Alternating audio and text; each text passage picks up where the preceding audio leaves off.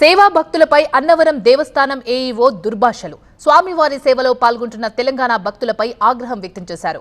సేవా భక్తుల నుంచి 500 వసూలు చేశారు నిర్వాహకులు. అయితే నిర్వాహకులపై ఫిర్యాదు చేస్తే సేవా భక్తులనే దుర్భాషలాడాడు ఏఈఓ. దేవాదాయ కమిషనర్ దృష్టికి తీసుకెళ్లారు ఆలయ ఈవో. అయితే విచారణ చేపట్టాలని ఈవోకి ఆదేశాలు జారీ చేశారు.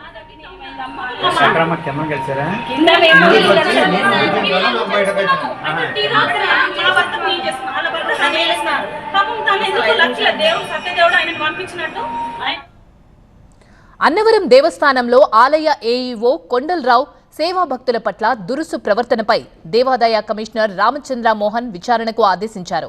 తెలంగాణ నుంచి సేవలో పాల్గొనడానికి వెళ్లిన భక్తుల నుంచి 500 రూపాయలు వసూలు చేయడంపై ప్రశ్నించగా ఏఈఓ కొండలరావు దుర్భాషలాడాడు. ఈ వ్యవహారంపై విచారణ చేపట్టాలని ఈవో సుబ్బారావును ఆదేశించారు కమిషనర్.